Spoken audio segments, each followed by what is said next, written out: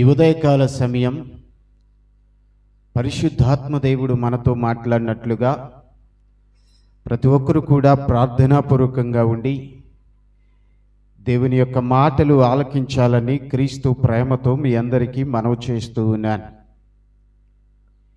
ఈ రోజున ప్రతి మానవుడు కూడా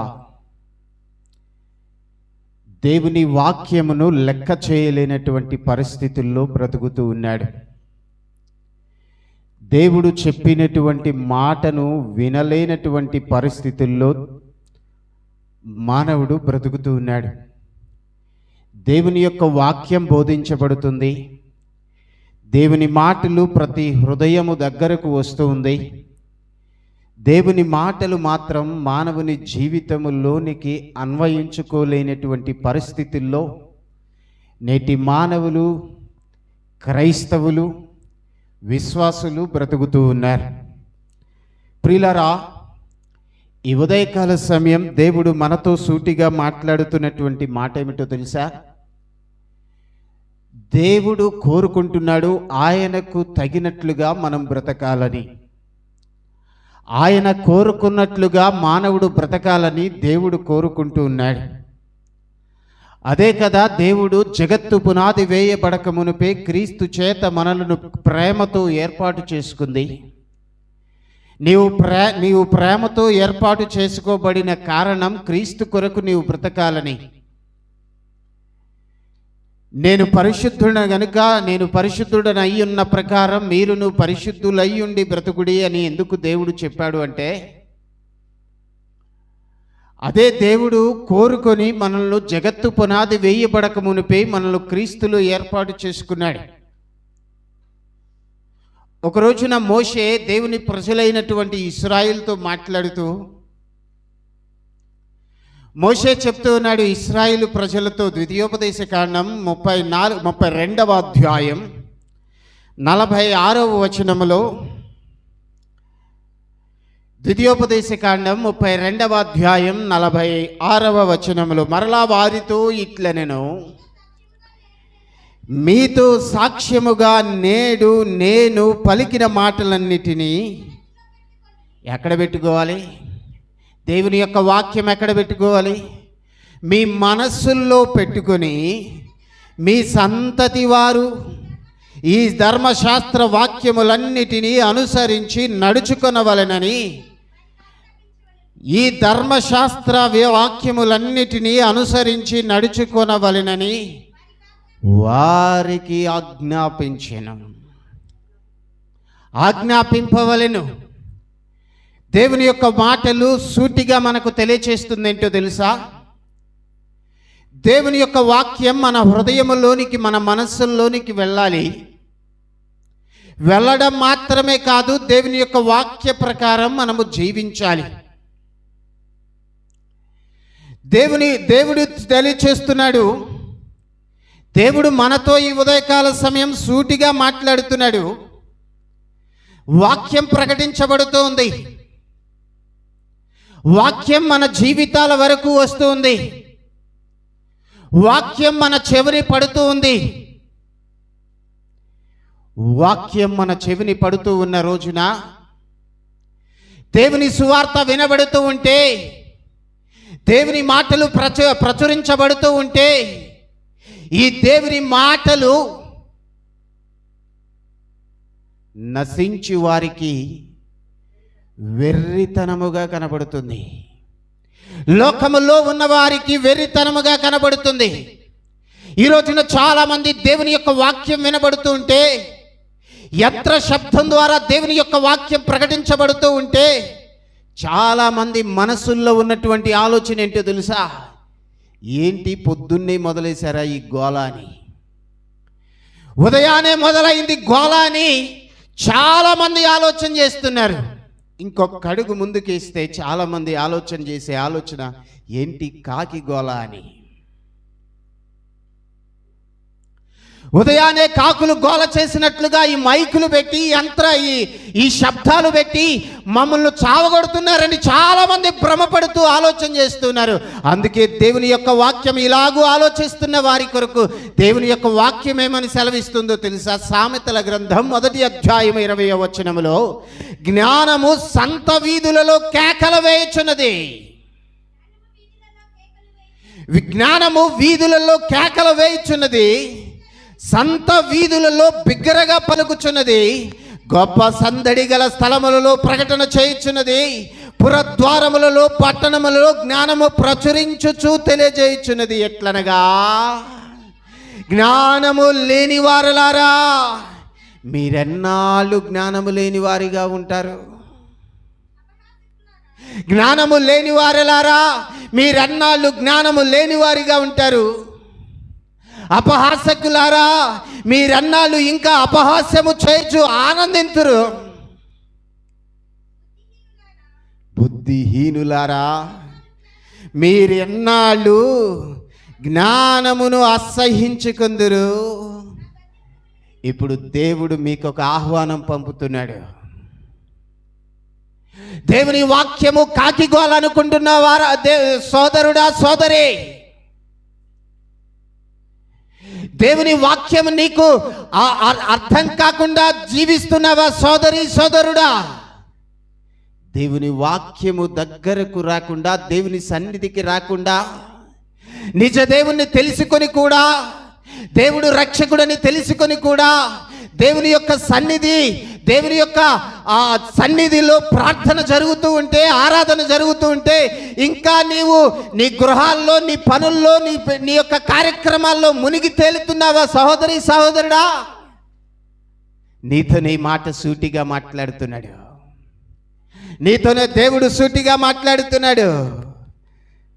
నా గద్దింపు విని, సామెతల గ్రంథం 1వ అధ్యాయం 23వ వచనములో, నా గద్దింపు విని తిరుగుడి, ఆలకించుడి, నా ఆత్మ మీ మీద కుమ్మరింతును, నా ఉపదేశమును మీకు తెలియజేసేదను. నేను పిలువగా, ఒక రోజున దేవుడు తెలిపేటువంటి మాట, నేను నిన్ను పిలువగా మీరు వినకపోతిరి, నేను చేయి చాపగా ఎవరును లక్ష్య పెట్టకపోయిరి, నేను చెప్పిన బోధ ఏమీ మీరు వినక త్రోసివేసితిరి, నేను గద్దింపగా లోబడకపోతిరి. కాబట్టి చెప్పినన్ని రోజులు మీకు చెప్పా, ప్రేమతో చెప్పా, గద్దింపుతో చెప్పా, శోధన ద్వారా చెప్పా, శ్రమల ద్వారా చెప్పా, ఇబ్బందుల ద్వారా చెప్పా, నీ కుటుంబ సభ్యుల ద్వారా చెప్పా, నీ సంఘము ద్వారా నీకు తెలియచేశా. అయినప్పటికీ నీవు నా మాట వినకపోతివే, నా మాటను త్రోసివేసితివే. నీకు శ్రమ వచ్చిందా? ఎందుకు నాకు శ్రమ వచ్చిందని దేవుణ్ణి నింద వేసే స్థితిలోనికి వచ్చావే? నీకు దేవుడు ఆశీర్వాదం అనుగ్రహించడం లేదా? అందరినీ ఆశీర్వదించిన దేవుడు నన్నెందుకు ఆశీర్వదించలేదని దేవుడిని ప్రశ్నించే స్థాయికి వచ్చావే? నీ పిల్లలు నీ భోజనపు బల్ల చుట్టూ ఒలీవల మొక్కల వలె ఉన్నారా? ఆ మొక్కల వలె లేకుండా, నీ మాటను వినకుండా, నీ గద్దింపుకు లోబడకుండా వారి ఇష్టానుసారంగా బ్రతుకుతున్నారా? అయితే నీవు ఏం చేశావు, ఎలా బ్రతికావు? దేవుడు అంటున్నాడు, నీవు నా గద్దింపును వినలేదు, నా మాటకు నీవు లోబడలేదు. నేను ఉపదేశించినప్పుడు నా ఉపదేశమును త్రోసివేసితివి. కాబట్టి నీకు అపాయము కలిగినప్పుడు నేను నవ్వెదను. మీకు భయము వచ్చినప్పుడు నేను అపహాస్యము చేసేదను. భయము మీ మీదికి తుఫాను వలె వచ్చినప్పుడు, సుడిగాలి వచ్చినట్లు మీకు అపాయము కలిగినప్పుడు, మీకు కష్టమును దుఃఖమును ప్రాప్తించినప్పుడు నేను అపహాసమును చేసేదను. అప్పుడు వారు నన్ను గూర్చి మొర్ర పెట్టుదురు గాని నేను ప్రత్యుత్తరం ఇయ్యకుందును. నన్ను శ్రద్ధగా వెతుకురుదు గాని నేను వారికి కనబడకుందును. ఈరోజు ఈ ఉదయకాల సమయం దేవుడు మనతో మాట్లాడుతున్నాడు. ఈ మాటలలో దేవుడు మానవుని యొక్క జీవితం ఎలాగ ఉండాలో దేవుడు కోరుకుంటున్నాడు.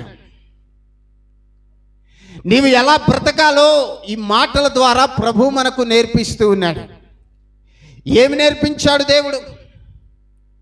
దేవుని మాటకు మనం లోబడాలని, దేవుని మాటను మనం విని ఆ మాట ప్రకారం బ్రతకాలని దేవుడు కోరుకుంటున్నాడు. మీకా గ్రంథం 6వ అధ్యాయం 8వ వచనములో ఏం కోరుకుంటున్నాడు? మానవుడు ఎలా ఉండాలని దేవుడు కోరుకుంటున్నాడు. మీకా గ్రంథం 6వ అధ్యాయము 8వ వచనములో,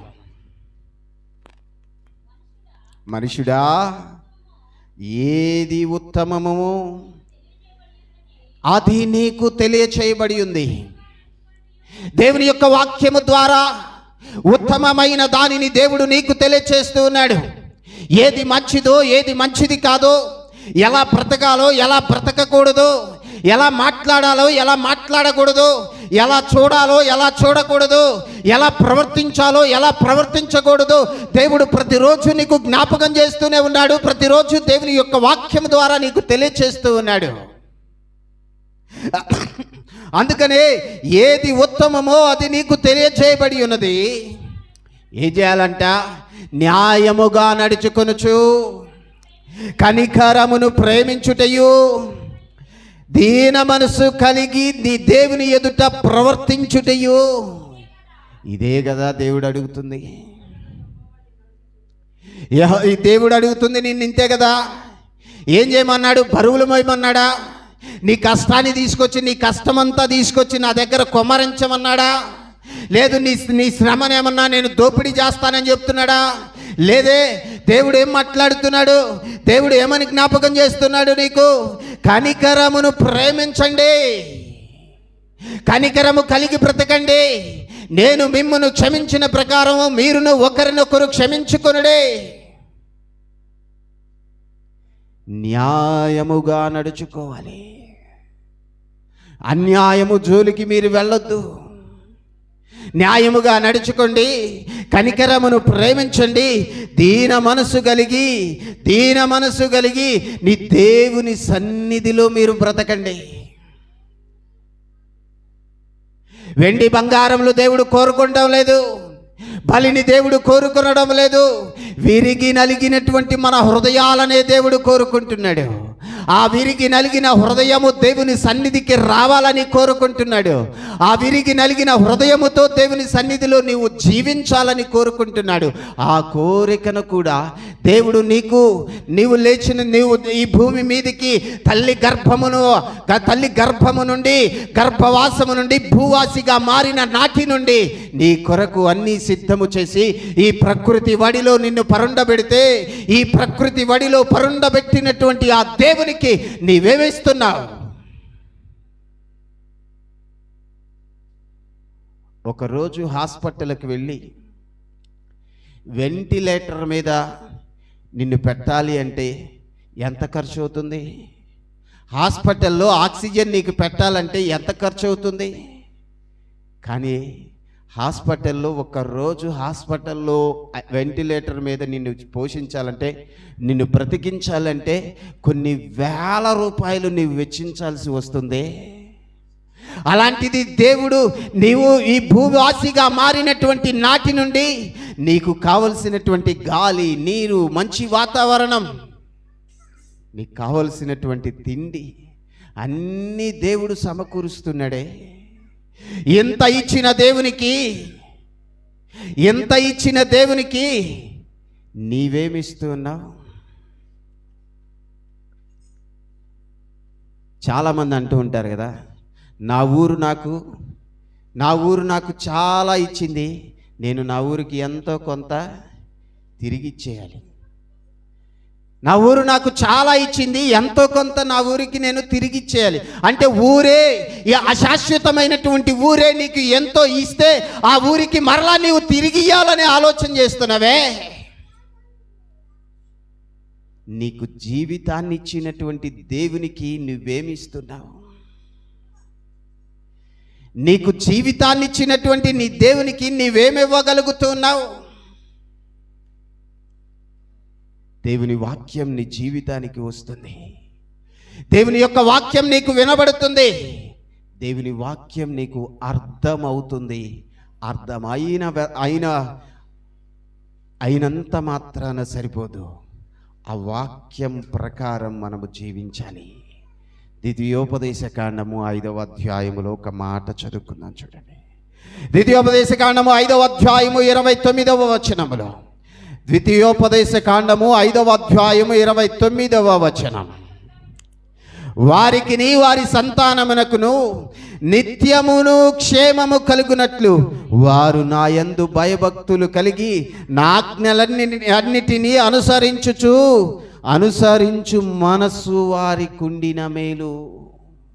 వాక్యం వింటే సరిపోదు, వాక్యం తెలిస్తే సరిపోదు, వాక్యం అర్థమైతే సరిపోదు.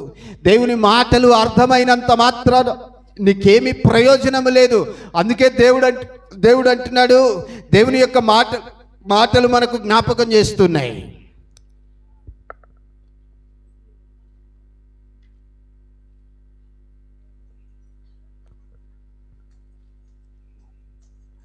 వారికిని వారి సంతానమునకును నిత్యము క్షేమము కలుగునట్లు.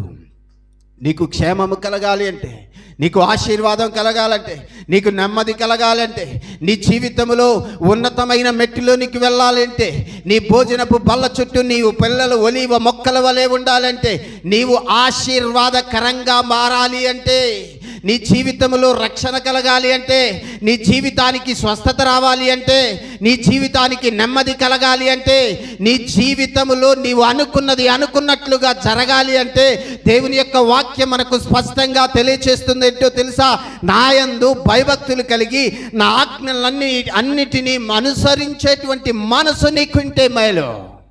అప్పుడు నీకు సమస్తము కలుగుతాయి, సమస్తము నీ దగ్గరకు వస్తాయి.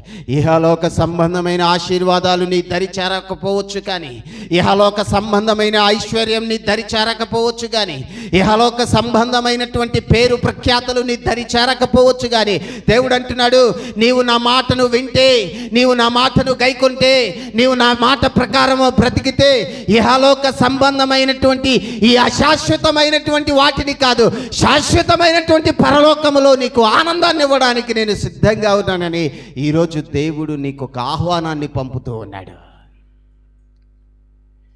దేవుడు నిన్ను హెచ్చరిస్తూ ఉన్నాడు. నరులారా తిరిగి రండని దేవుడు నీతో సూటిగా మాట్లాడుతున్నాడు. ఇప్పటి వరకు దేవుని వాక్యం వింటూ, దేవుని సన్నిధికి వస్తూ, దేవుని సన్నిధిలో రక్షించబడి, దేవుని సన్నిధిలోనే ఉంటూ, నేను క్రైస్తవుడును, విశ్వాసురాలనని నీవు చెప్పుకుంటూ బ్రతుకుతూ ఉన్నప్పటికీ కూడా దేవుని మాట ప్రకారం, దేవుని చిత్త ప్రకారం, దేవుని ఆలోచన ప్రకారం బ్రతకలేనటువంటి స్థితిలో నీవు బ్రతుకుతున్నావేమో. ఈరోజు ఈ ఉదయకాల సమయం దేవుడు నీకు ఒక ఆహ్వానాన్ని పంపుతున్నాడు. దేవుడు అంటే లెక్క లేకుండా, దేవుని సన్నిధి అంటే లెక్క లేకుండా, దేవుని ఆరాధన అంటే లెక్క లేకుండా, ఇంకా వెళ్ళొచ్చులే అని ఆలోచన చేస్తూ బ్రతుకుతున్నావేమో. నరులారా తిరిగి రండని దేవుడు మిమ్మల్ని బ్రతిమలాడుతున్నాడు. దినమెల్లా నీ కొరకు ఆయన చేతులు చాచి ఎదురు చూస్తూ ఉన్నాడు. ఆ చేతులు చాచి దేవుడు పిలిచి నిన్ను రమ్మని ఆహ్వానించినప్పుడు నీవు దేవుని సన్నిధికి వస్తే మేలు అని దేవుడు మాట్లాడుతున్నాడు. నా ప్రియ సహోదరి సహోదరుడా, చిన్ననాటి నుండి, ఊహ తెలిసిన దగ్గర నుండి తల్లిదండ్రులు మనం అది కావాలి ఇది కావాలి అని అడుగుతూ ఉంటాం. నీవు చూసిందల్లా నాకు కావాలని కోరుకుంటావు చిన్ననాటి కాలంలో. ఆ చిన్న పిల్లవాడు నాకు ఫలానిది కావాలని అడిగి మారం చేస్తే తల్లిదండ్రులు ప్రేమతో చిన్న పిల్లవాడని కొనిపిస్తారు, వారికి కావాల్సింది ఇస్తారు. ఆ పిల్లవాడు ఎదిగి పెద్దవాడవుతున్నాడు. రోజులు గడుస్తున్నాయి, సంవత్సరాలు గడుస్తున్నాయి. వాడి విద్యాభ్యాసం కూడా పూర్తయిపోయింది. వాడు చదువుకున్నాడు, యవనస్తుడయ్యాడు, ప్రయోజకుడు అవ్వవలసినటువంటి వయసు వచ్చింది. అయినప్పటికీ నానా నాకు ఫలానా కావాలి, నానా నాకు డబ్బులు కావాలి, నానా నాకు ఫలానా వస్తువు కావాలని అడుగుతుంటే తల్లిదండ్రులకు ఏమొస్తుంది చెప్పాలి? కోపం వస్తుంది, బాధేస్తుంది. ఎందుకు? పెద్దవాడయ్యి ప్రయోజకుడయ్యి 4 రూపాయలు సంపాదించాల్సినటువంటి వయసు వచ్చినప్పటికీ కూడా ఇంకా నా మీద ఆధారపడి బ్రతుకుతున్నాడేంది, ఇంకా నన్నే అడుగుతున్నాడేంది, నాకు తీసుకొచ్చి ఇవ్వాల్సినటువంటి వయసులో ఉండి, నా అవసరాలు తీర్చవలసినటువంటి ఆ వయసులో ఉండి, నా అవసరాలు తీర్చవలసినటువంటి స్థితిలో ఉన్నటువంటి నా పిల్లలు నా మీదే ఆధారపడుతున్నారేంటిని ఈ శారీరక సంబంధమైనటువంటి తండ్రే బాధపడుతూ ఉంటే, నీ అవసరాలన్నిటినీ తీర్చుకుంటూ ఇప్పటి వరకు నడిపించుకుంటూ వచ్చినటువంటి దేవుణ్ణి ఇంకా ప్రభువా నన్ను ఆశీర్వదించు, ప్రభువా నాకు అదివు, ప్రభువా నాకు ఇదివు అని ఇంకా నీవు ప్రభువునే అడుగుతూ ఉంటే ప్రభు నిన్ను చూసి ఇంకెంత బాధపడాలి? ఆలోచిస్తావా సహోదరి సహోదరుడా? ఆలోచిస్తావా? ఈ ఉదయకాల సమయం దేవుడు మనలను కోరుకుంటున్నది ఆయన చిత్త ప్రకారం మనము జీవించాలని. వెండి బంగారంలో దేవుడు కోరుకోవడం లేదు, బలులను దేవుడు కోరుకోవడం లేదు. విరిగి నలిగినటువంటి హృదయాన్ని దేవుడు కోరుకుంటున్నాడు.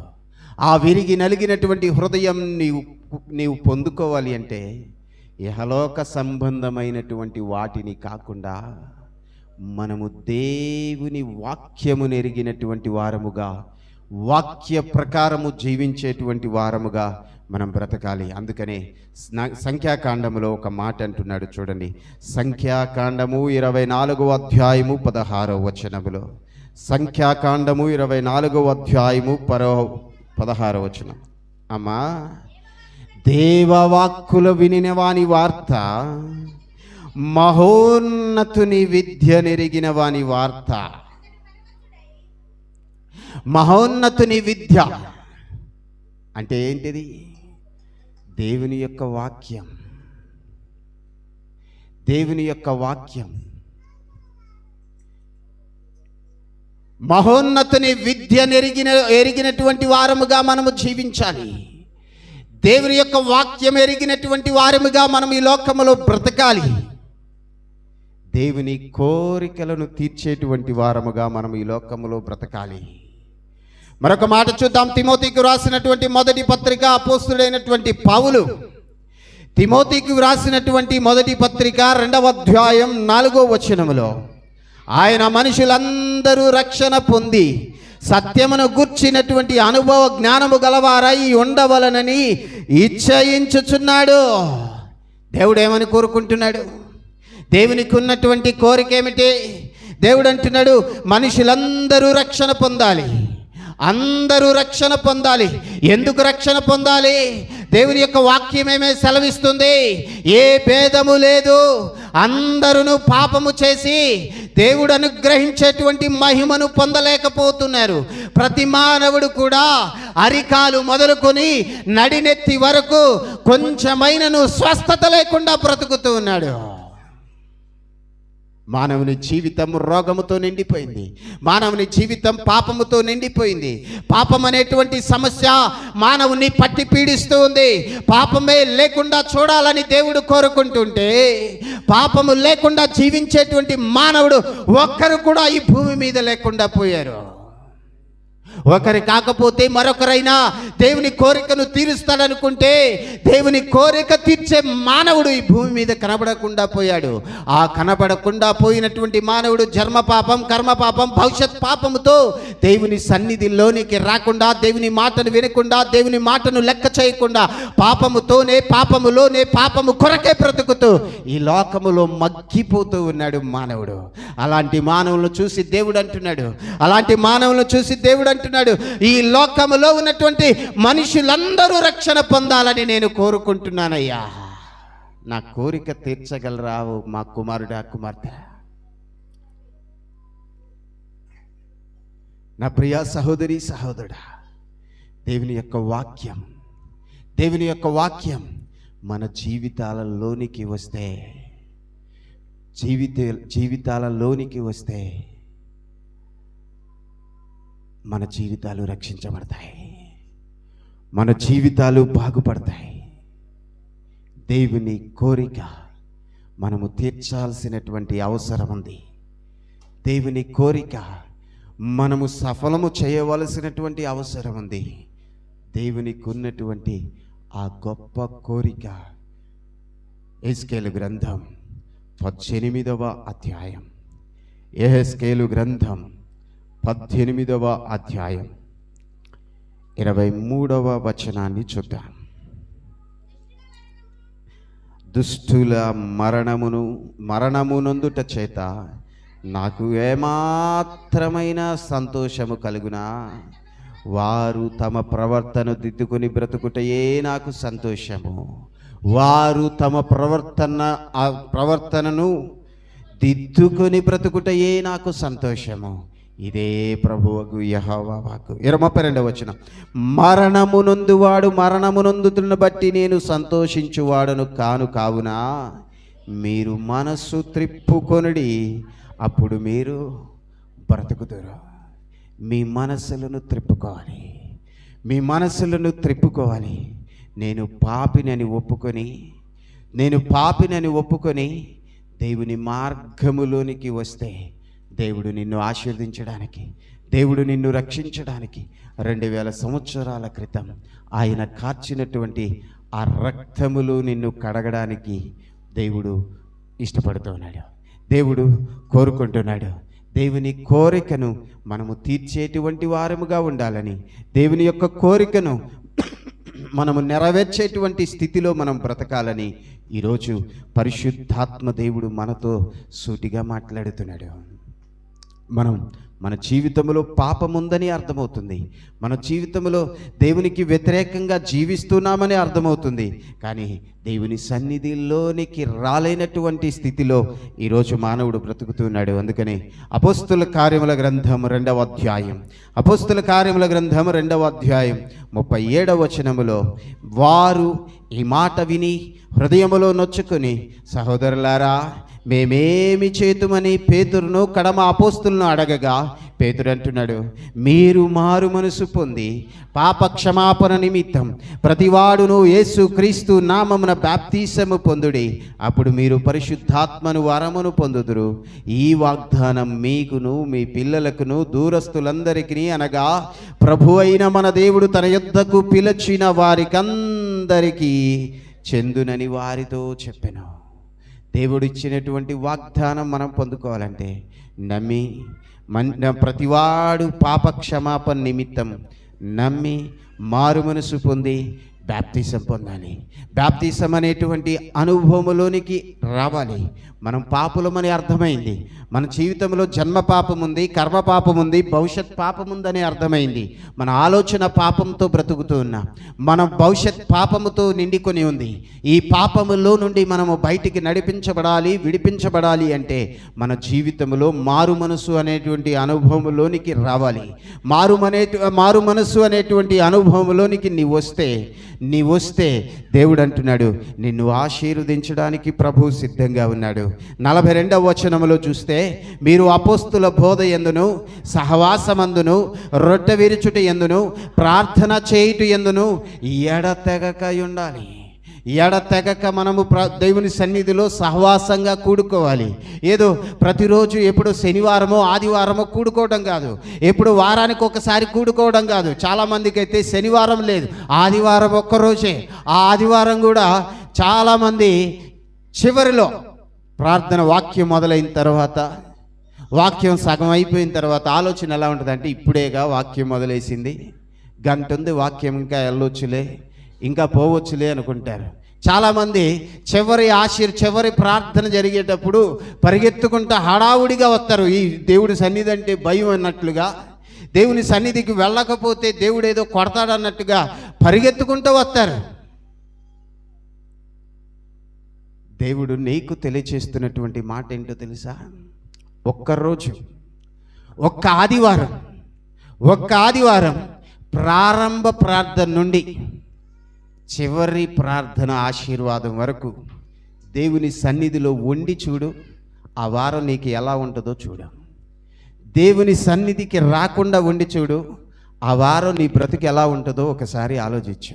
దేవుని సన్నిధికి ప్రారంభ ప్రార్థన నుండి చివరి ఆశీర్వాదం వరకు ఉన్న జీవితానికి, దేవుని సన్నిధిలో గడపకుండా నీవు గడిపినటువంటి జీవితానికి చాలా వ్యత్యాసం ఉంటుంది.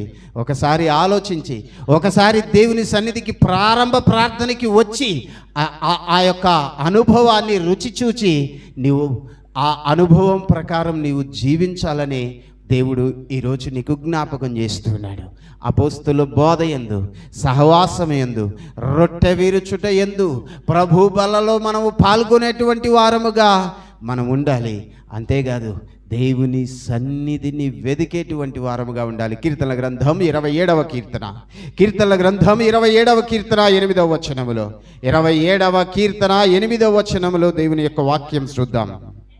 యెహోవా నీ నివాస 27వ కీర్తన 8వ వచనం, నా సన్నిధి వెదకుడని నీవు సెలవీయగా, యెహోవా నీ సన్నిధిని నేను వెదకెదనని నా హృదయము నీతో అనెను. నా హృదయము నీతో అనెను దావీదు అంటున్నాడు.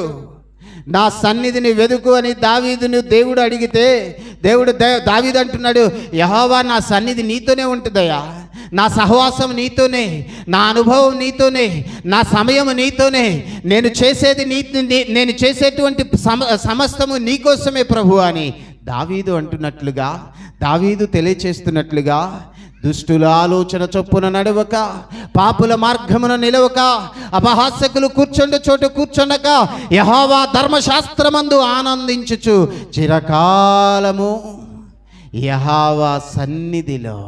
యెహోవా సన్నిధిలో గడిపేటువంటి మనం ఆకు వాడక తన కాలమందు ఫలమిచ్చు చెట్టు వలె మనం బ్రతుకుతామని దేవుడు మనకు తెలియజేస్తున్నాడు. అదే కీర్తనాకారుడు అంటున్నాడు 23వ కీర్తన, అదే కీర్తనాకారుడు 23వ కీర్తన 6వ వచనములో, నేను బ్రతుకు దినములన్నీయు కృపాక్షేమములే నా వెంట వచ్చును, చిరకాలము యెహోవా మందిరములో నేను నివాసము చేసేదను. యెహోవా మందిరములో నేను నివాసము చేసేదను. సంఘములో ఉంటే, మందిరములో ఉంటే రక్షణ వస్తుంది. మందిరములో ఉంటే శ్రమల నుండి విడిపించబడతావు. సంఘములో ఉంటే దేవుని సన్నిధిలో ఉంటే నీకు శ్రమ వస్తే నిన్ను దాటి వెళ్ళిపోతుంది, నీకు కష్టం వస్తే నిన్ను దాటి వెళ్ళిపోతుంది, నీకు శోధన వస్తే నిన్ను దాటి వెళ్ళిపోతుంది, నీకు ఈ లోకములో ఇబ్బందులు వస్తే ఆ ఇబ్బందులన్నీ నిన్ను దాటి వెళ్ళిపోతాయి. ఇవన్నీ నీ శ్రమ, నీ కష్టం, నీ శోధన, నీకున్నటువంటి సమస్తమైనటువంటి కష్టాలు నిన్ను దాటి వెళ్ళిపోవాలి అంటే, నీకున్నటువంటి మరణం, దేవుడు నీ కొరకు రాయబడినటువంటి మరణం నిన్ను దాటి వెళ్ళిపోవాలి అంటే, మరణమును దాటి జీవములోనికి నీవు రావాలి అంటే నీవు దేవుని సన్నిధిలో ఉండాలి. ఒక రోజున ఇశ్రాయేలు ప్రజలు మోషే అనబడినటువంటి దేవుడు ఏర్పాటు చేసుకున్న నాయకుని మీద తిరగబడ్డారు. మోషే అహరోన్ల మీద తిరగబడి మోషే అహరోన్లతో అంటున్నారు, మీరే నా యాజకత్వం చేసేది, మీరే నా నాయకత్వం చేసేది, మీరే నా వాక్యం చెప్పేది, మీరే నా ధర్మశాస్త్రం బోధించేది, మీరే నా దేవుని సన్నిధిలో దేవునికి అర్పణలు అర్పించేది. మాలో లేరా అర్పణలు అర్పించేవాళ్ళు? మాలో లేరా యాజకత్వం చేసేవాళ్ళు? మాలో లేరా నాయకుడిగా ఉండి సంఘాన్ని నడిపించేవారు? మేము కూడా నడిపిస్తామని కోరాహు, దాతాను, అమీరాము వీరందరూ కొంతమందిని కూడగట్టుకుని దేవుని సేవకునికి ఎదురుగా నిలబడినప్పుడు, దేవుని యొక్క ఆజ్ఞ బయలువెడలి భూమి నోరు తెరచినప్పుడు వారందరినీ మృంగివేస్తే కోరాహు కుమారులు మాత్రం దేవుని సన్నిధిలో ఉన్నారు. ఆ సమయంలో దేవుని సన్నిధిలో దేవునితో గడుపుతూ ఉన్నారు. కోరాహు తండ్రి అయితే దుష్టులతో సాంగత్యము చేస్తూ దుష్టులను కూడగట్టి దేవునికి వ్యతిరేకంగా బ్రతుకుతూ ఉంటే, తన పిల్లలు మాత్రం దేవునితో బ్రతుకుతున్నారు, దేవుని సన్నిధిలో బ్రతుకుతున్నారు, దేవుని అనుభవములో బ్రతుకుతున్నారు, దేవుని సహవాసములో బ్రతుకుతున్నారు. భూమి నోరు తెరచి నెర విడిచి భూమిని వారి మృంగి వేసినప్పుడు కోరాహు కుమారులు రక్షించబడ్డారు. కారణం వారి సహవాసము దేవునితో ఉంది, మరణము నుండి విడిపించబడ్డారు. కారణం వారు దేవుని సన్నిధిలో ఉన్నారు. నీవు దేవుని సన్నిధిలో ఉంటే, దేవుని సంఘములోనికి వస్తే, సంఘం కొరకు సంఘములోనికి నీవు వస్తే, సంఘములో నీకు రక్షణ ఉంది, సంఘములో నీకు ఆదరణ ఉంది, సంఘములో నీకు ఆశీర్వాదం ఉంది. కారణం ఏంటో తెలుసా? కోరాహు కుమారులు సంఘములో ఉన్న కారణాన్ని బట్టి మరణము నుండి ఎలాగూ తప్పించబడి జీవములతోనే బ్రతికారో, నీవు సంఘముల్లోనే ఉంటే ఒకానొక దినాన మన ప్రభు అయినటువంటి యేసుక్రీస్తు ప్రభువారు సంఘమును ఎత్తుకుని వెళ్ళడానికి మధ్యాకాశానికి రాబోతూ ఉన్నాడు. 2000 సంవత్సరాల క్రితం ఆయన ఈ భూమి మీదకి వచ్చి, ఈ భూమి మీద ఆయన సువార్తను ప్రకటించి 33.5 సంవత్సరాలు జీవించినటువంటి యేసయ్య 3.5 సంవత్సరాలు అద్భుతమైనటువంటి సువార్త ఈ ప్రపంచానికి అందించి, ఆయన మరణించి ప్రపంచ మానవాళి కొరకు రక్తమును కాచి కపాలమనబడినటువంటి ఆ స్థలములో కల్వరి గిరిపైన తన యొక్క అమూల్యమైనటువంటి యవన రక్తాన్ని చివరి రక్తపు బొట్టు వరకు కాచి ఆయన మరణించి తిరిగి లేచి శిష్యులకు ప్రత్యక్షమై శిష్యులను దర్శించిన తరువాత ఆయన ఆరోహణమై వెళ్ళేటప్పుడు ఆయన చెప్పిన మాట ఏమిటో తెలుసా? నేను మరలా వచ్చేదును, నేను మీకు స్థలము సిద్ధ వెళ్ళుచున్నాను, నేను వచ్చి మిమ్ములను తీసుకొని వెళ్ళే సమయానికి మీరు సిద్ధంగా ఉండండి ఓ సంఘమా. నేను వివాహము చేసుకోవడానికి సంఘం అనేటువంటి పెండ్ల కుమార్తె కొరకు నేను మరలా వస్తాను. ఆ పెండ్ల కుమార్తె గుంపులో నీవు ఉంటే నాతో పాటు నేనుండు స్థలములో మీరును ఉండులాగున మీ కొరకు నేను మిమ్మల్ని తీసుకొని వెళ్ళడానికి నేను వస్తాను. కాబట్టి ఆ తీసుకొని వెళ్ళేటువంటి సమయానికి నీవెక్కడుండాలో తెలుసా? సంఘములో ఉండాలి. సంఘములో ఉండాలి అంటే అర్థం ఏంటో తెలుసా? రక్షించబడినటువంటి విశ్వాసిలా నీవు బ్రతకాలి, క్రీస్తు కోరుకున్నట్లు నీవు బ్రతకాలి. దేవుడు కోరుకుంటుంది. మీకా గ్రంథము 6వ అధ్యాయము 8వ వచనములో చెప్పబడినట్లుగా మన జీవితాలు మార్చుకోవాలి, మన జీవితాలు ప్రభు కొరకు మార్చుకోవాలి. అదే ప్రభు కోరుకుంటున్నాడు. ఆ కోరికను మనము నెరవేర్చి దేవుని కొరకు బ్రతికి, దేవుని యొక్క ఆలోచన ప్రకారం, దేవుని యొక్క చిత్త ప్రకారం ఆయన కోరుకున్న విధంగా ఆయనను కోరికను తీర్చేటువంటి వారముగా సంఘములో బ్రతుకుతూ, సహవాసములో బ్రతుకుతూ, అపోస్తుల బోధ యందు, సహవాసం యందు, రొట్టె విరుచుట యందు మనము ఆ రొట్టె విరిచేటువంటి అనుభవములో మనం బ్రతుకుతూ రక్షించబడి మారు మనసు పొంది బాప్తిసం అనేటువంటి అనుభవంలోనికి వచ్చి సంఘములో విశ్వాసులుగా, మంచి క్రీస్తు విశ్వాసిగా, మంచి క్రీస్తు కుమారునిగా, కుమార్తెగా నీవు బ్రతకాలని కోరుకుంటూ ఈ నా మాటలు నేను ముగిస్తున్నాను. దేవుడి మాటలు తన వినికిడిలో ప్రభు ఆశీర్వదించి దీవించును గాక. తలలు వంచండి, ప్రార్థన చేసుకుందాం. దేవానికి స్తోత్రం. ప్రభువా, ఈ ఉదయకాల సమయం మీరు మాతో మాట్లాడారు ప్రభువా. మా జీవితాలు మారాలని నేను రక్షించబడ్డానని ఆలోచన చేస్తున్నానే కానీ నా జీవితం మారలేదయ్యా. నేను విశ్వాసినని అనుకుంటున్నానే కానీ నా బ్రతుకు మారలేదయ్యా. నేను రక్షించబడ్డాను, బాప్తిసం పొందానని భ్రమపడుతున్నానే కానీ నా జీవితం ఇంకా మార్పు చెందలేదు. దయను కోరుకునేటువంటి స్థితిలో లేదయ్యా, క్షమాపణ కోరుకునేటువంటి స్థితిలో లేదయ్యా, మా సరైనటువంటి మారు మనసు కలిగినటువంటి స్థితిలో లేదు ప్రభువా. అందరం ప్రార్థన చేద్దాం. ఈ ఉదయకాల సమయం ప్రభు కోరుకుంటున్నది దేవుని సన్నిధిలో నమ్మకంగా ఉండాలని, దేవుని సన్నిధిలో యథార్థంగా ఉండాలని, దేవుని సన్నిధిలో మారు మనసు కలిగి ఉండాలని. దేవుడు నీ వెండి బంగారంని దేవుడు కోరుకోవడం లేదు, నీ ఐశ్వర్యాన్ని దేవుడు కోరుకోవడం లేదు, నీకున్నటువంటి ఆస్తి దేవుడు కోరుకోవడం లేదు, నీకున్నటువంటి ఏది దేవునికి అక్కరలేదు. కానీ దేవుడు అంటున్నాడు, అవన్నీ నేను నీకు ఇచ్చినయే, నీకోసం నేను నీ కొరకు ఏర్పాటు చేసినవే. కానీ నీవు నాకు ఇవ్వవలసింది ఏంటో తెలుసా? విరిగి నలిగినటువంటి హృదయం, విరిగి నలిగినటువంటి హృదయమే నాకు ఇష్టమైనటువంటి బలియాగమని దేవుడు తెలియచేస్తూ ఉన్నాడు.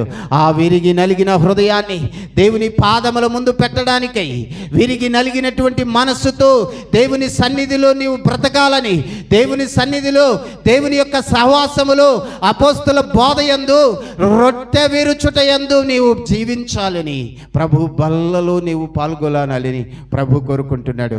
ఒకవేళ నీ జీవితంలో లోపాలుంటే, ఒకవేళ నీ జీవితంలో ఇంకా పాపములోనే బ్రతుకుతూ ఉంటే, ఇంకా ఒకవేళ నీ ఆలోచన పాపపు ఆలోచనలతోనే ఉంటే, ప్రభు నీకు ఇప్పుడు ఒక అవకాశాన్ని ఇస్తున్నాడు.